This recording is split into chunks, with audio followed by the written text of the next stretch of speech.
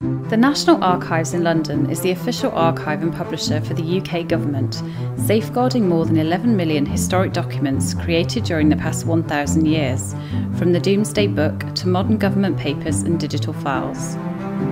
This video will take a behind-the-scenes tour of the archive, following the stages of a digitisation project with publisher Adam Matthew, from the initial assessment of materials for the project through to collection care and scanning.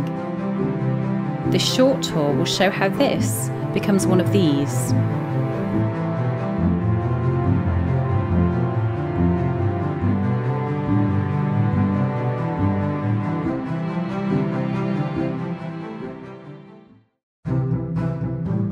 As the United Kingdom Government Archive, among our primary roles is the preservation and sharing of information. That means investing in the protection of the material we hold.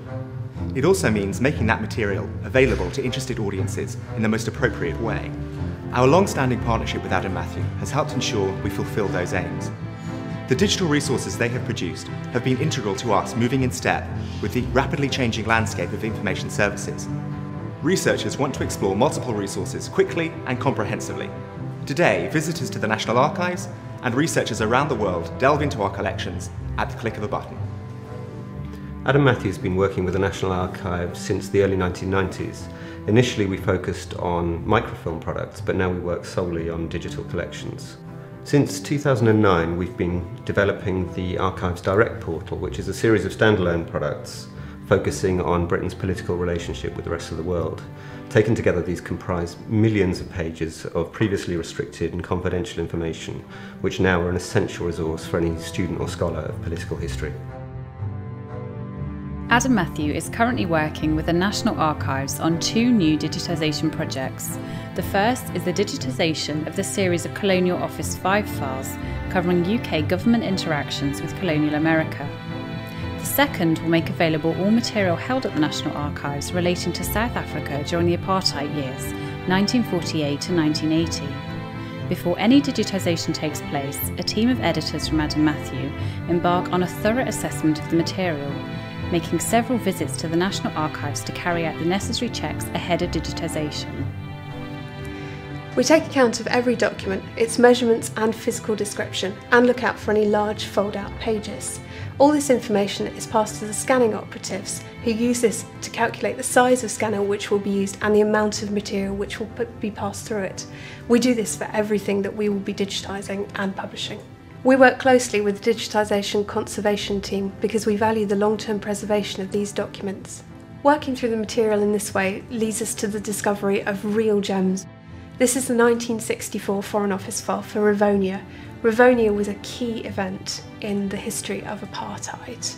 The trial lasted for 2 years and saw very prominent members of the African National Congress, including Nelson Mandela, tried and found guilty of committing acts of sabotage against the South African government. It's information like this that makes the apartheid files at the National Archives so fascinating and shows that the eyes of the world really were on South Africa during this volatile period.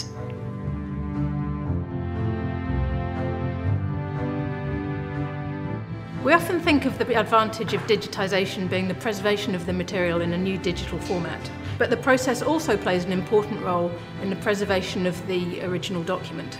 Every document is surveyed by our qualified paper conservators in order to ensure that the access to the text is clear or that they are stable enough to digitise.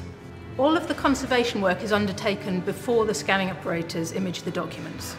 In providing researchers access to the digital document, there is less need to present them with the physical document, thereby reducing the possibility of further damage. There are various kinds of damage we face when conserving documents for digitisation, but the most common are tears that are caused through repeated handling over time. The repair is an important step in the digitisation process. We do this by rejoining the two edges of the tear using a Japanese repair tissue and a coating of gelatin adhesive. It's vital that these documents are in a fit state to be scanned, and we work closely with the scanning operators to provide training on how to handle these fragile documents.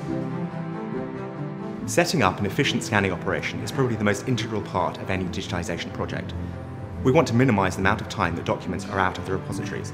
The scanning itself takes place in our main scanning room and is a three-way collaboration between ourselves, Adam Matthew and Capita Document Solutions.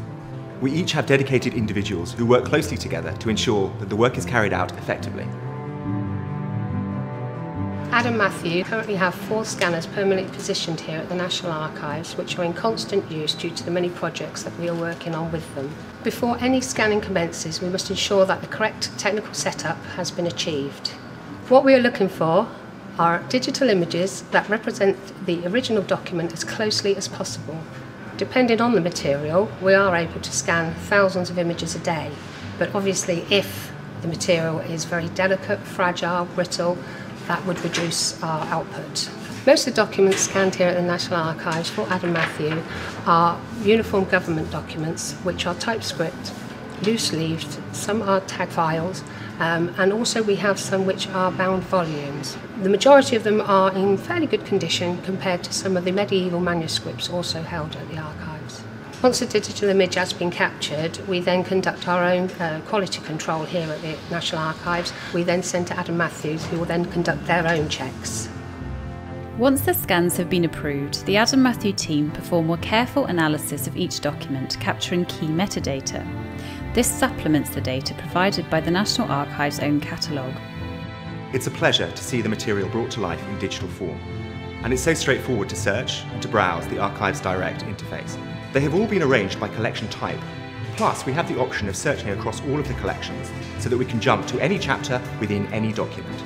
It is particularly beneficial to be able to zoom into documents that are difficult to read in their original form. Archives Direct is one of our most successful products, both commercially and in terms of our relationship with the National Archive. Demand for the Archives Direct content remains very strong, and we'll continue to publish new modules. The National Archive's commitment to commercial partnerships and their clearly defined digitisation strategy has meant that from the outset we've understood each other's goals and motivations.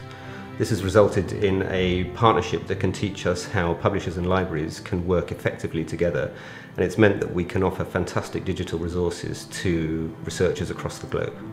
We wouldn't have been able to digitise our collections and expand their reach to new audiences without partnering with commercial publishers. So the relationship we have with Adam Matthew is one that we wish to continue for a very long time.